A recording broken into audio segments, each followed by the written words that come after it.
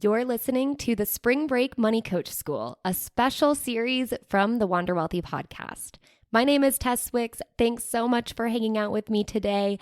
I am so excited to welcome you to the Spring Break Money Coach School. This is a series of 13 episodes, which have been the most listened to and highly valued episodes from the Wander Wealthy podcast over the last 2 years.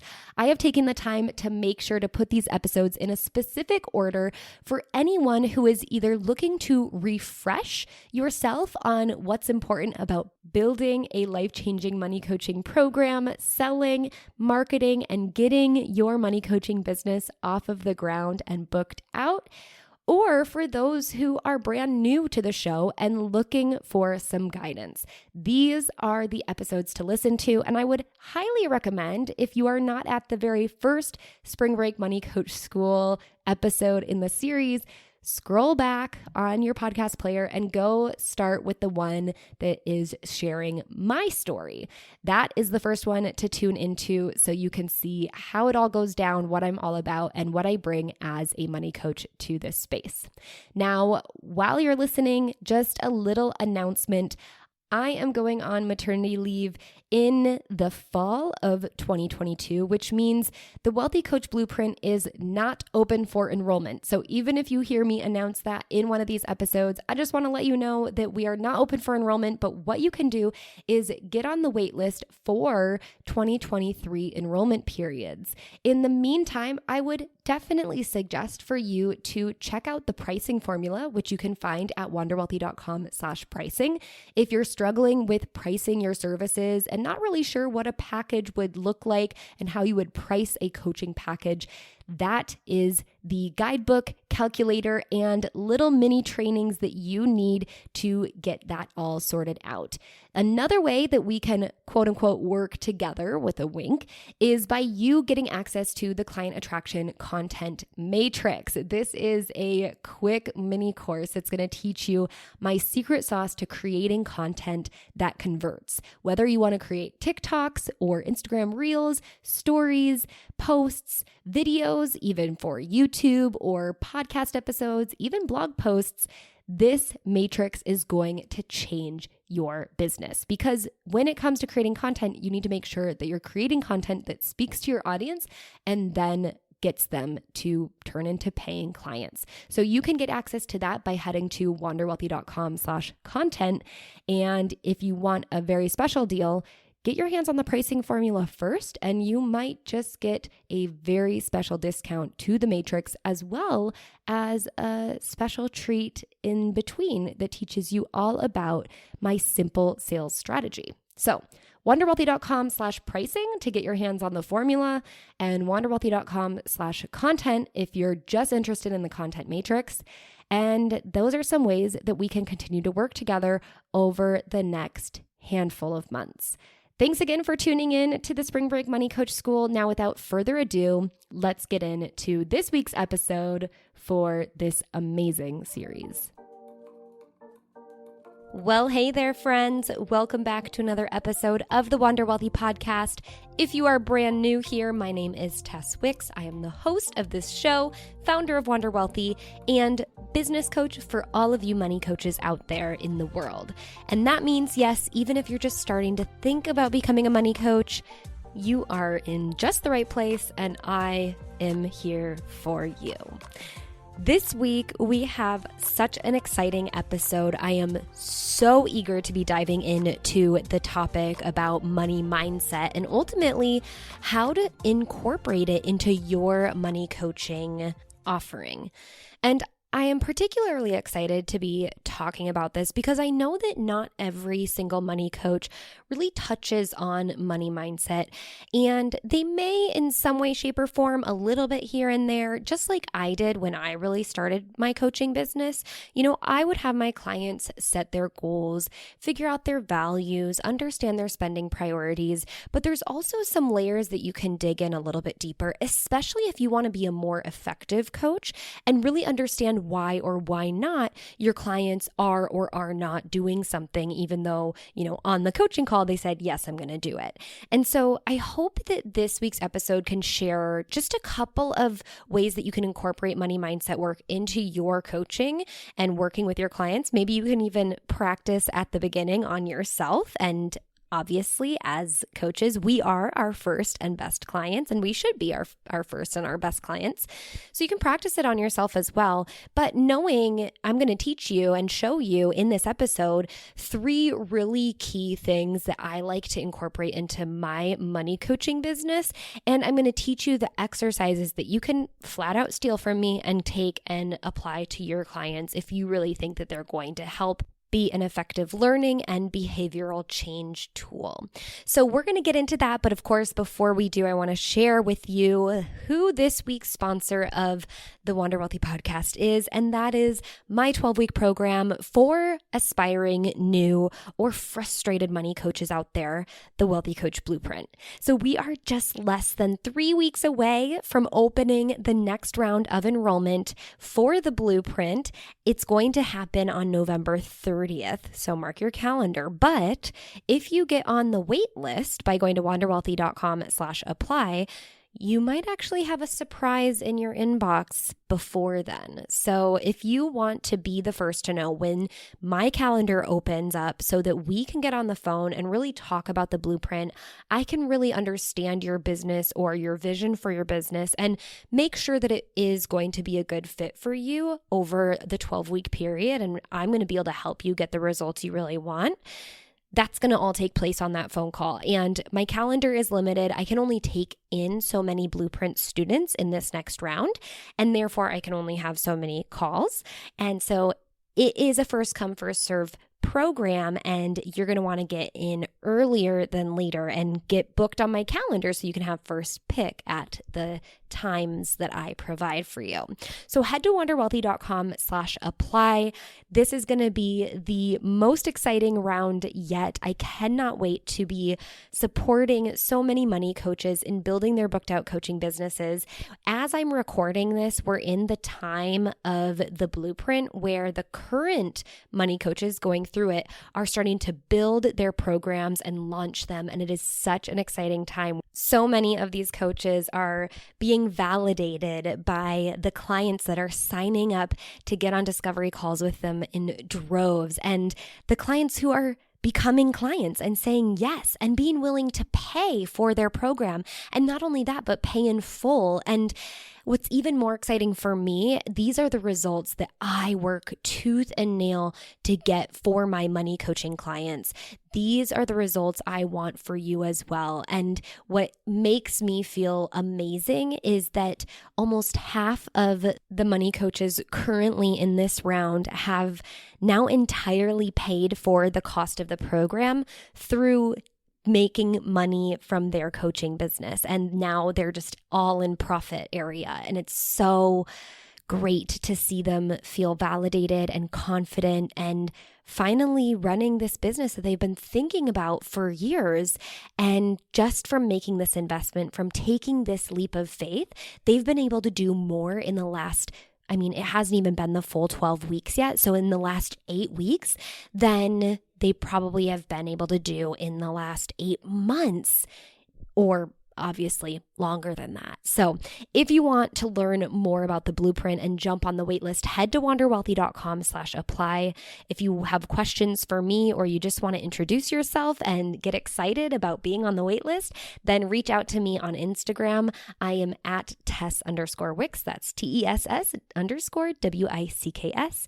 And I cannot wait to speak with you. All right, let's go into this week's episode. So last week, we talked about why less is more in your coaching business. And when I work with my clients who are going through the blueprint and we're putting together their life-changing coaching programs for their clients, many of them come to this realization that the process that they're creating around or through or in their program, the process they're putting in place for their clients ends up feeling really easy or really simple. And this usually activates a couple common thought gremlins because they're like, well, it's easy. I mean, I did it. It feels easy. And now I put it on paper and it seems easy. And so the first thought gremlin is, how could anyone actually pay for this? It's so simple, isn't it? Right? And so they're thinking that like their clients are going to see their process and see their program and go, well, that's so simple. Why wouldn't I just do that myself? The other thought gremlin that comes up is that maybe the client will go through the process and then after the fact, they'll realize how simple it is to do this money stuff, to take care of their finances, to get their spending in gear, to pay off their debt, that then they'll have regrets about investing and maybe feel like, oh, I just got ripped off, right? So these are common and they always relate to the price of the program, especially before my clients, especially before the money coach sells the program. They naturally are going to think no one's going to pay for this, right? You have to believe it before you see it. And then once you see that validation of the client saying, yep, I want to pay in full for this, then you go, oh, okay, people do want to pay for this.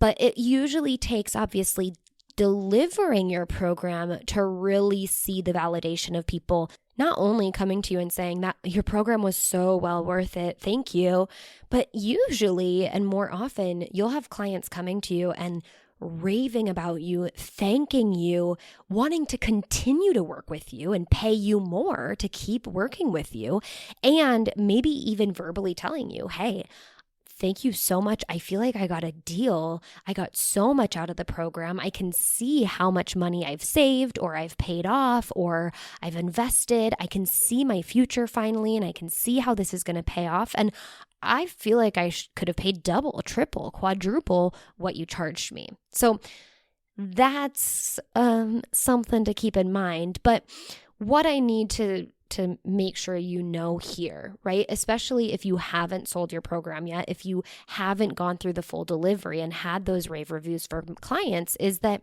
you just cannot jump to conclusions. And don't ever forget that you cannot take your experience and your expertise for granted, because we often do. So we'll always think, well, if I can do it, someone else might be able to do it too, or should be able to do it. Or, when I write down the process of my program, it's just so easy. And the truth is, your solution and the solution to almost every problem, usually the solutions are pretty simple. Usually the process is pretty simple. But if it is actually so simple for someone to look at your process, take it, and implement it on themselves, then why doesn't everyone have the results that you have? And the big reason why your ideal clients aren't where they want to be, even if they look at your process and go, that's so easy, is because they haven't changed their behaviors. They haven't dealt with the fact that the solution might be simple, but the actual implementation of it all, that's where things get hard. Not because we physically can't, but because in our head, something is going on that causes us to not behave in a certain way. So even before they look at your program, before they even see the process that you're offering to take them through, they may actually know about it, right? A lot of people don't, because they are inundated with free information online and they have far too many options. And even the simple fact of making an investment to work with you might be enough of what they need in order to get everything streamlined and put into place and held accountable to stick to it. But even if they know this process, most likely they're not implementing it because they haven't changed their behaviors. Or they try and they can't stick to it, right? They try to implement, they can't stick to it because it requires a behavior change, which is really, really hard for them to stick to. So they change their behavior once, but then it's so easy to go back to the status quo and fall back into old habits, right? Old habits die hard, that's what they say. And this is all a result of our money mindset. So on one end, when it comes to my clients and me helping them see the value of their program, it's them knowing, okay, I can't take my program and my knowledge and my expertise for granted, because It may feel easy for me, but that's because I did the work. I've already gotten to the point where I had to change my behavior and get used to living this way, or realize it wasn't as hard as I made it up to be. And I had to develop my own process and spend months or years finding something that was going to work that now I can take and provide to my clients, right? You can't take that for granted. That's a lot of mental and probably your own research and probably even some of your own cold hard cash and also time investment on your end to come up with this. But then when you think, oh, but the process at the end of the day, it seems so simple, right? Last week we talked about why that's a good thing because they need to be able to implement it. But sometimes and oftentimes, the reason our ideal clients who aren't working with us yet, the reason they haven't implemented it, the reason why they haven't gone through what you went through and come up with a solution on their own and found a process that worked for them and then stuck with it and then got the results that you have, is because they haven't been willing or even consciously aware that they need to change their behaviors. And here's the deal. Why is this all a money mindset issue if we're talking about behavior? Because our behaviors, whether we do or do not do something, so a behavior of not doing is still a behavior, that's all impacted by our emotional states or our feelings, right? Whether you feel like doing something or don't feel like doing something, right? That's why we say that. And our feelings or our emotional states are impacted by our thoughts, the way that we choose to think about things. Usually, it's the way that we choose to think about our external circumstances. Our thoughts, in a lot of ways, when it comes to these behaviors that we need to go down that line of thinking, thoughts impact feelings, feelings impact behaviors. The thoughts we need in order to take those positive, productive money actions, they can be about money, right? We could have a negative thought about money, which then leads us feeling hopeless, and then we're naturally not going to do anything about our money, right? If you feel apathetic, you're in a stuck state, you're not going to do anything. But we could also have a thought about something else that doesn't directly impact or relate to money, or maybe money doesn't directly impact them. But at the end of the day, we could have a thought about how we look, right? We look in the mirror, we see our reflection. That's a fact. That's a thing that is outside of our control in the moment, right? In that very moment, you see your reflection and you have a thought about that. And maybe the thought is like, I wish I had blonder hair. And that drives some sort of feeling. If I don't have blonder hair, I want my hair to be blonder. And I think that's going to make me be a certain way. I'm going to feel something about the fact that it's not that way right now, right? And that feeling could lead me to an action, a behavior where I go out and I spend a bunch of money at hair salons to dye my hair platinum blonde. Or maybe it's an inaction, and it could be not taking action on something that I really should do that could completely change things. And that might be spending money or not spending money, or not doing something that could help my finances. But you can see how this starts and how this evolves.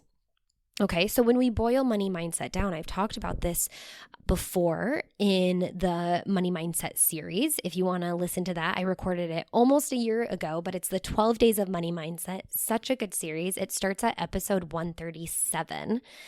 But the definition that I used in that series for money mindset is that money mindset is your unique and individual set of core beliefs about money and how money works in your world. Okay, and so a lot of our thoughts when it comes to getting our finances in order and the behaviors we need to take to get them in order, they can boil down to the way that we uniquely think about and believe about money and our current financial situation. You could also say that your money mindset is impacted by thoughts about other things as well.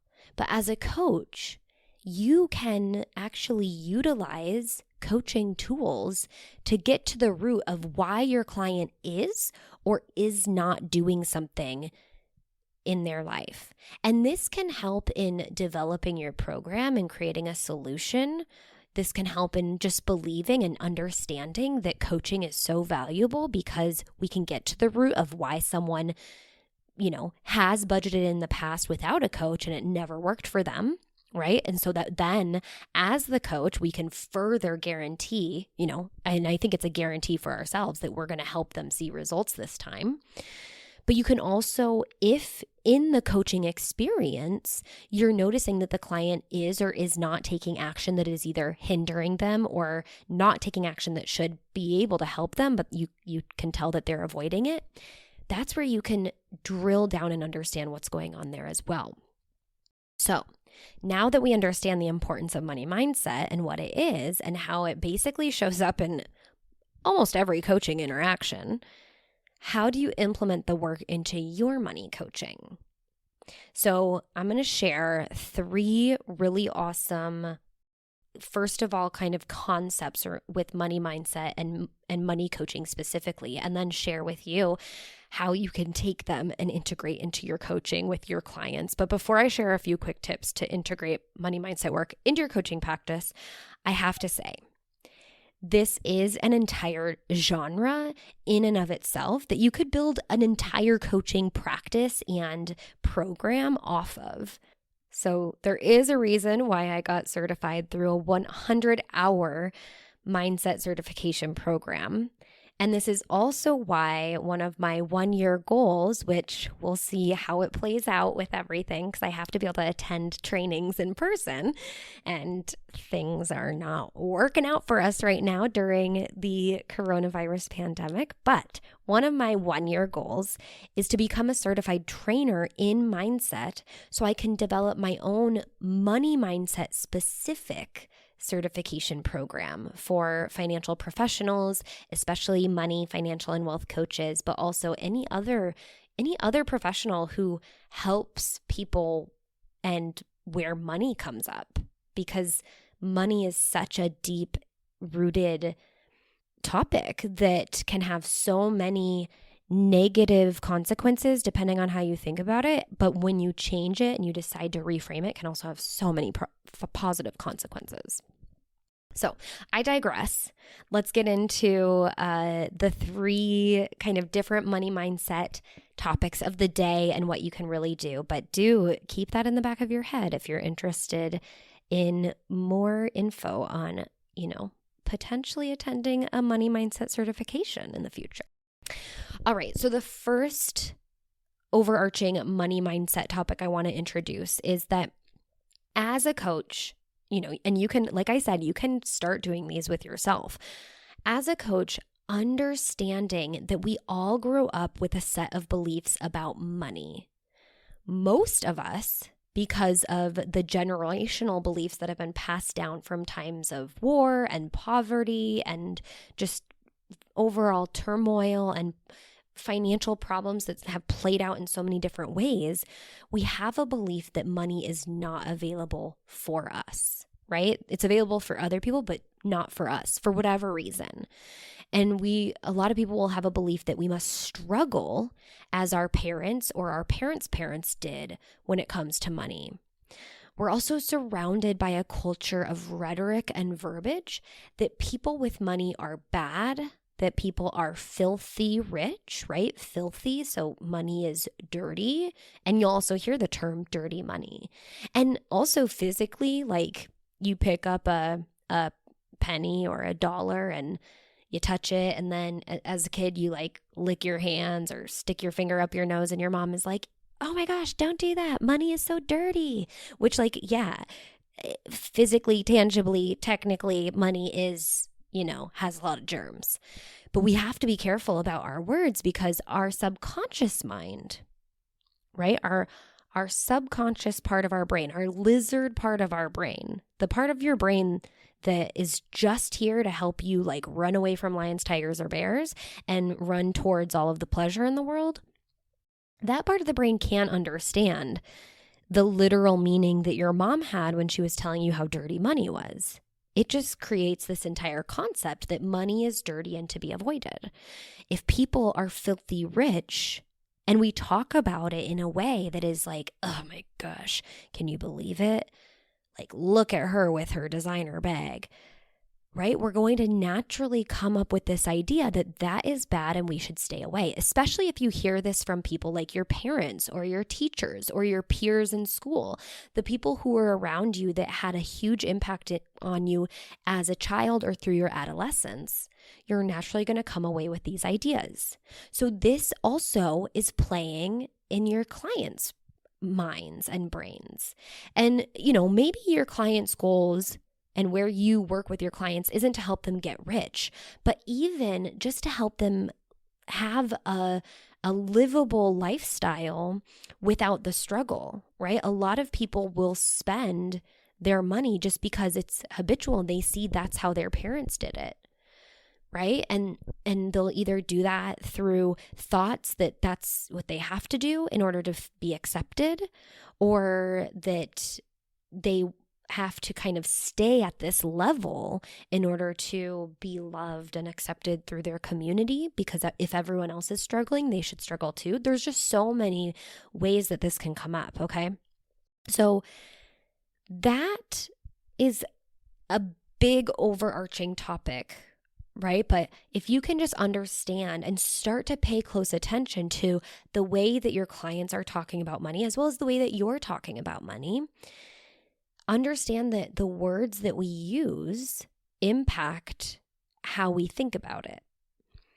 And so even if you get a client in like a negative thought loop talking to themselves negatively, like, I just can never do blah, blah, blah, blah, blah, you want to break them. You want to create this hypnotic trance interrupt to help them jolt themselves out of it.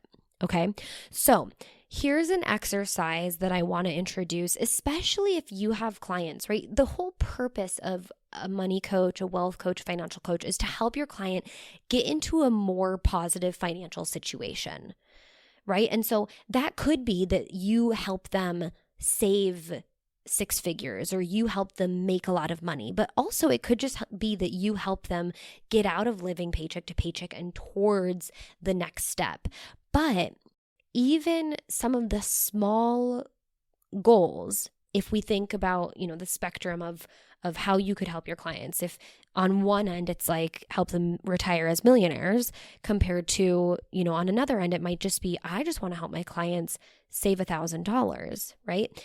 Even that $1,000 for your client could be something that they are subconsciously avoiding or thinking that, like, yeah, other people have $1,000, but people like me don't, because people like me come from the cloth that my parents came from, or my parents' parents, or maybe my peers, and I got to hang out with my peers and be surrounded by my peers, and we aren't the type of people who have $1,000 laying around, easily accessible for an emergency.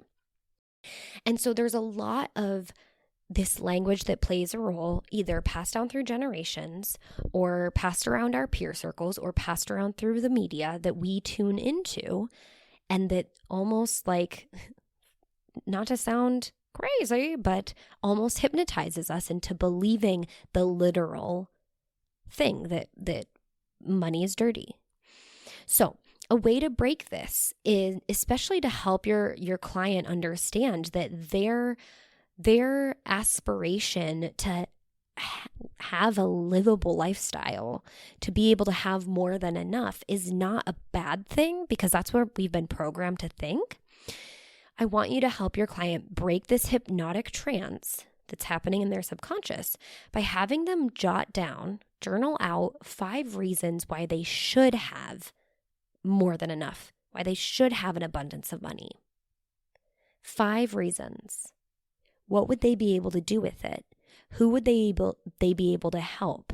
How would their life change? How could they change other people's lives by having more money circulating through them? And this is a way to tap straight into getting personal with all the good that they could do, and working to change and shift that narrative that money is bad, that money is evil, that money is dirty, that money is filthy, that we should run far away from money. Okay? The second thing, just to note here, because a lot of people have this running in their head, and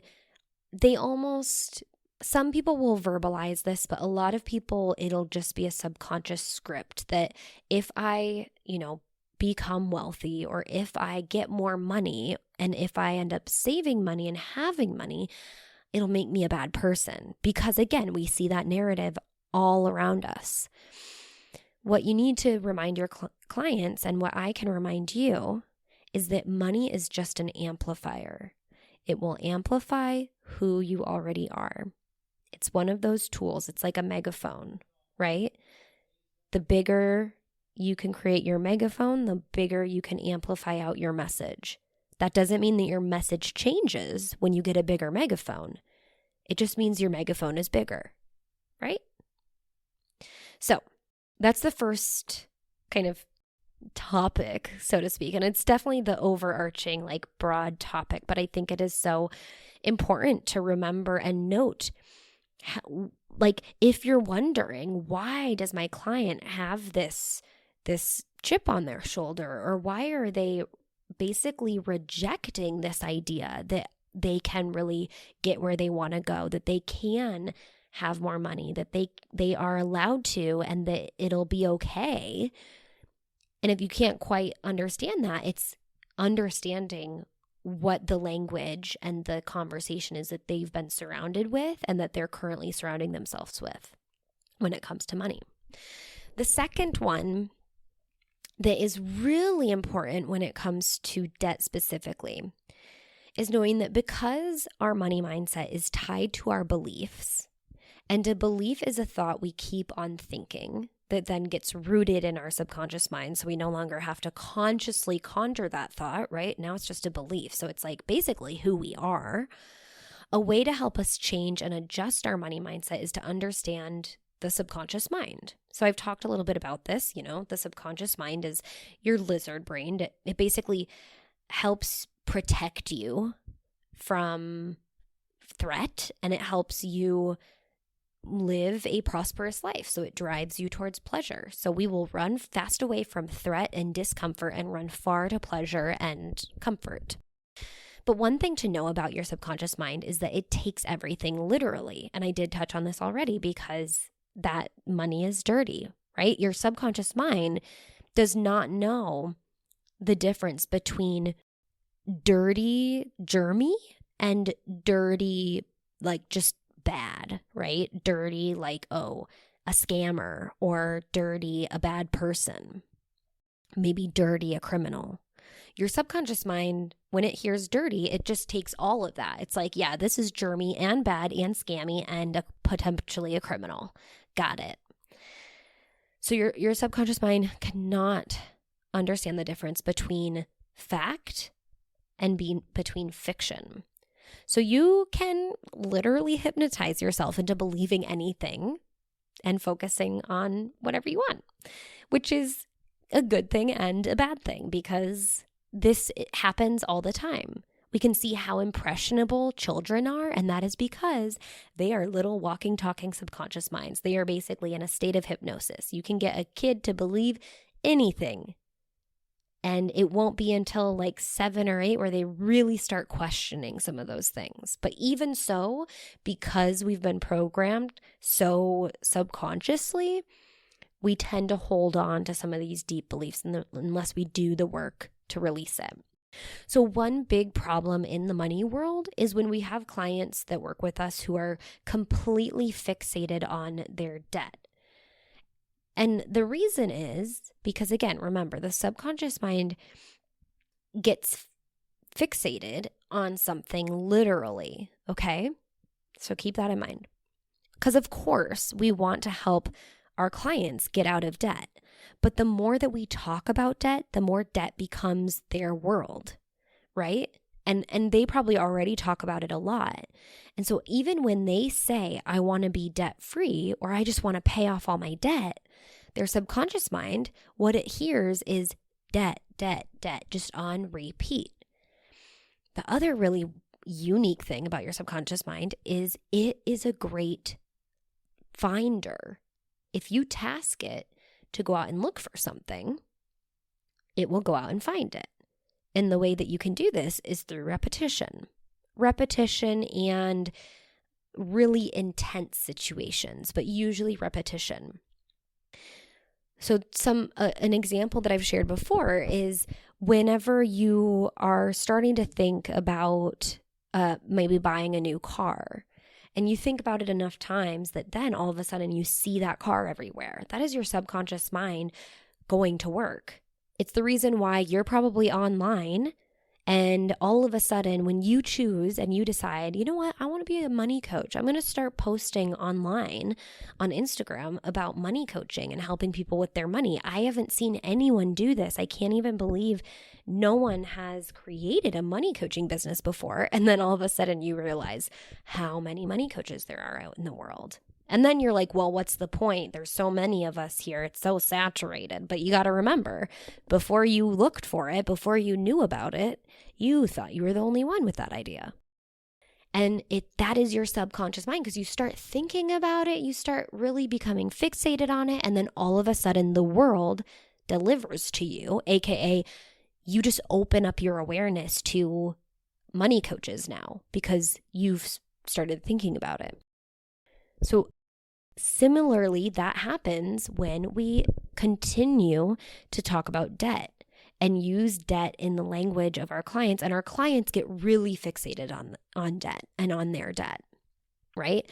And, we don't want to avoid the debt. We definitely want to deal with the debt. And I'm sorry I'm saying debt so much, but we need to understand how to help your client fixate on something beyond the debt that is telling their subconscious mind and having them decide, what do they want? And how can we repeat that instead of focusing on what they don't want? Because what they don't want is the debt, right? And it's hard to figure out a way to change some of the language. Like, what do you want? I want to be debt free, but that still has debt in it, right? What do you want? I want to be able to pay off all my debt, but that still has the word debt in it. So we have to get beyond that, okay?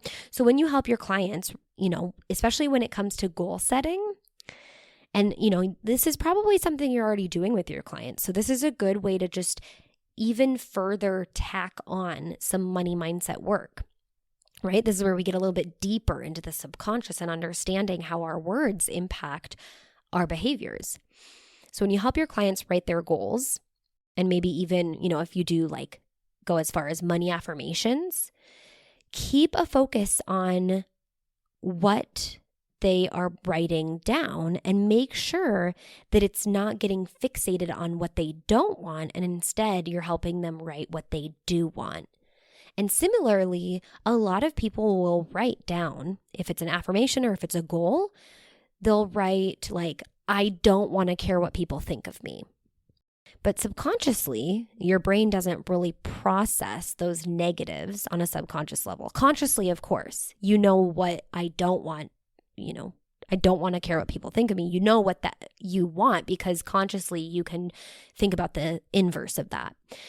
But subconsciously, you're just hearing, I care what people think of me. I want to care what people think of me. And I know this is potentially getting a little woo for you, but just do it. It doesn't hurt to try deciding to focus and fixate on what you want as opposed to what you don't want.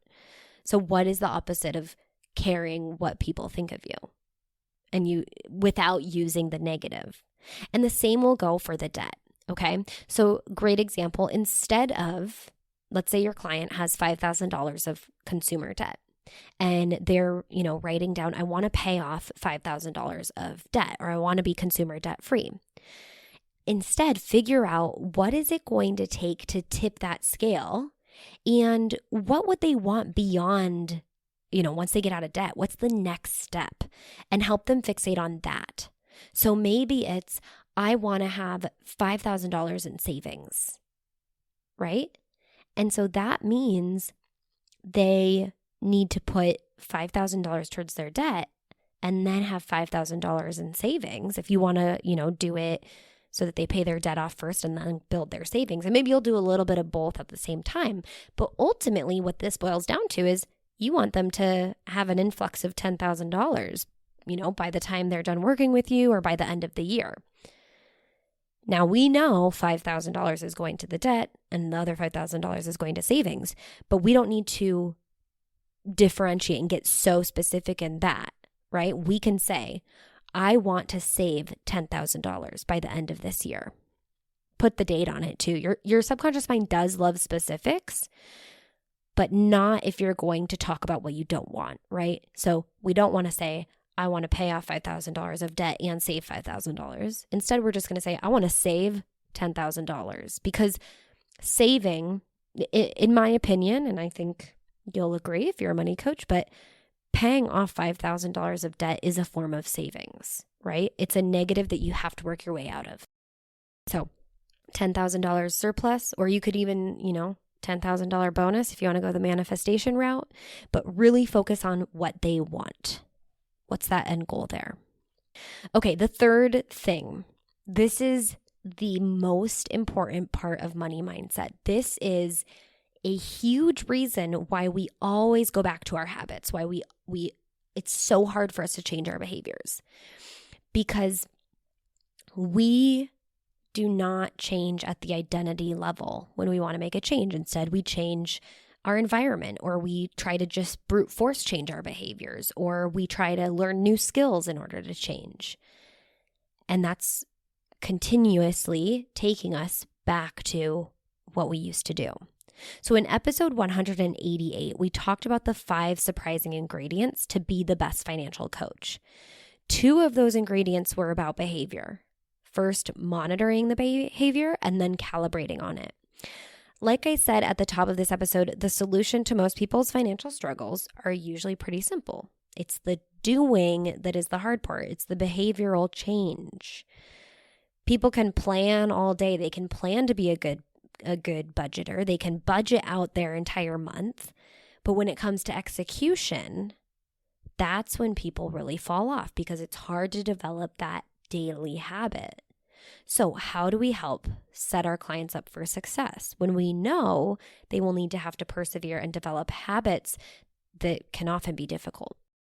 So naturally and obviously, we have to start at the thought level. When you set goals and you're starting to come up with a plan with your client, you should also immediately start to brainstorm all of the obstacles that will derail that plan, right? So if they're trying to stick to a budget and maybe, save that $10,000, and they know, and they can already anticipate, because they know what's derailed them in the past. They know they can tell you, okay, well, I have colleagues who pressure me to go out for happy hour. Emergency expenses come up, or I have a bad day and I'm too tired to make dinner, so I always order takeout when I get home, usually on, Wednesday, Thursday, Friday at the end of the week when I'm tired. At the end of the week, Wednesday is the middle of the week, but let's be real.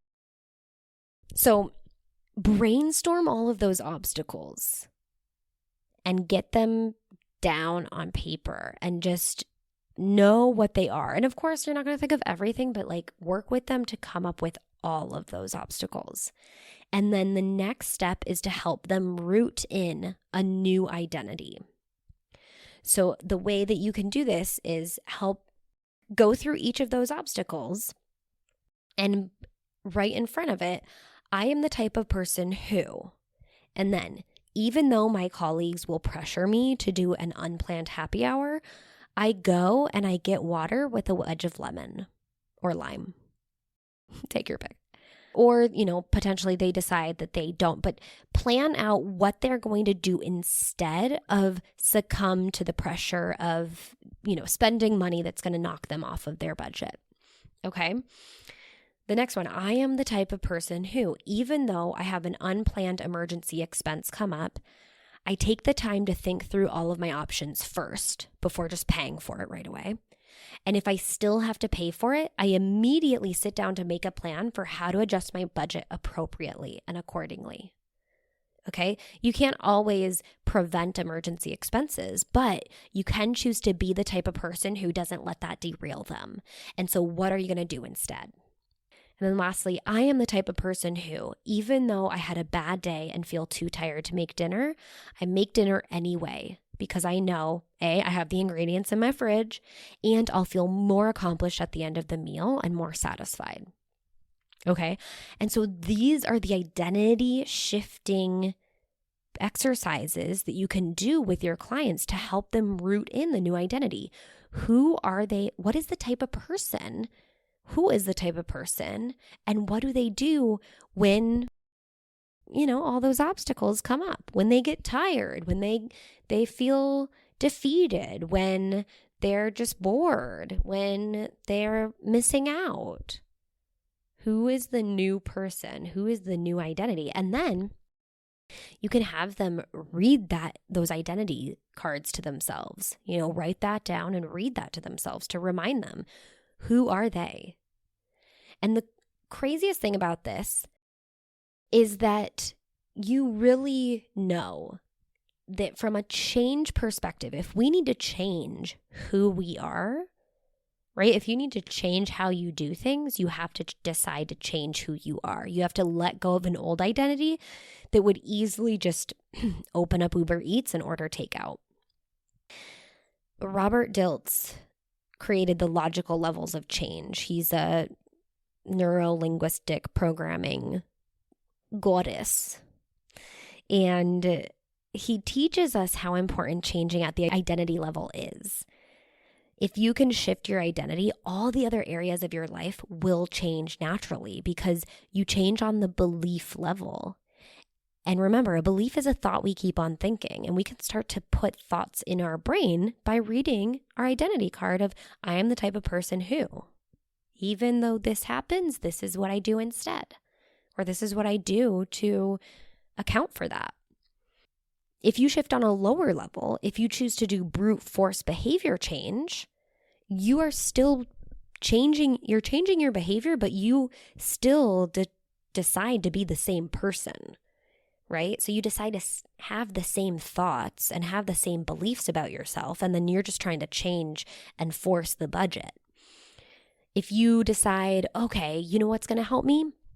What's going to help me is moving out of the city, because then I won't be tempted to do the happy hour, and then I won't be tempted to do the takeout for lunch because I'll, have a bigger kitchen and then I'll be able to make my food. How many of us have changed our environment and not changed our behavior? It happens all too often.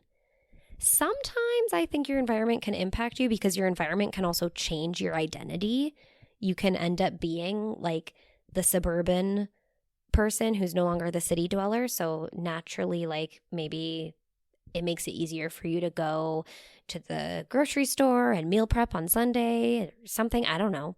Sometimes it really can help a little bit, but the faster way to change is to just change on the identity level. Some other things like learning new skills, learning new abilities. How many times have we bought books or taken courses and learned how to do something, but then not done it, right?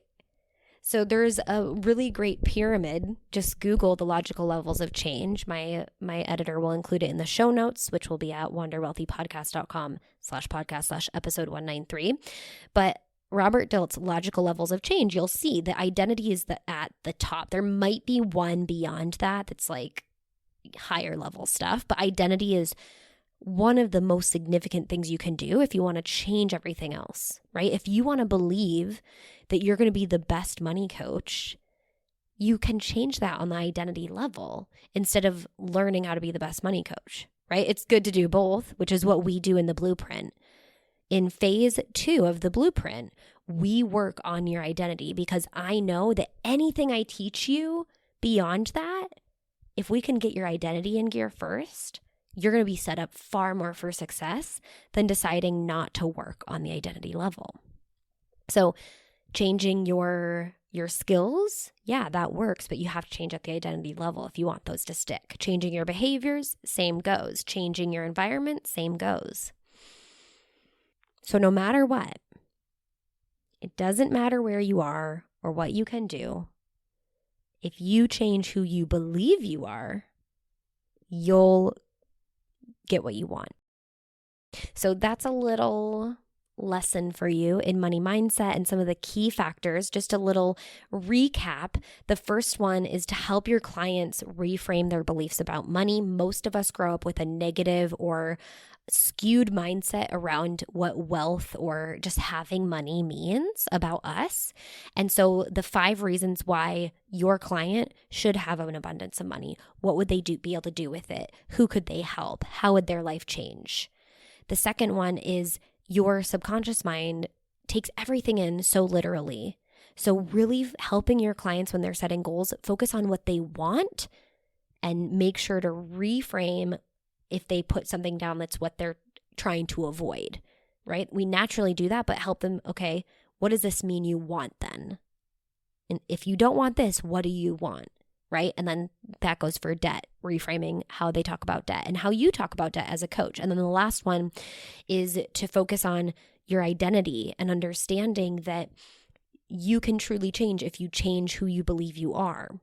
And so when it comes to goal setting, identify all the obstacles because that's what derails us, and then decide, who am I? I am the type of person who, even when this obstacle comes up, this is what I do instead, or this is how I circumnavigate it. Okay, so this was a good one. This was juicy. I hope this gave you some really key change work that you can implement with your clients. And I'd love to hear if you have questions or if you want to discuss some of this. Reach out to me on Instagram. I'm Tess_Wicks. I love getting DMs from all of you. And go ahead and share this episode if you got a lot from it. If you'd like your clients to take a listen and learn how they can change and really implement new learnings and insights when it comes to money mindset into their practice with you. And to close out, just one last reminder, this isn't going to be the last, but one more reminder that the Wealthy Coach Blueprint is opening for enrollment in less than 3 weeks. Get yourself on the wait list if you want to be the first to know when my schedule opens up so we can chat about the blueprint and if it's the right thing for you to be going into in 2021 and building out your coaching business.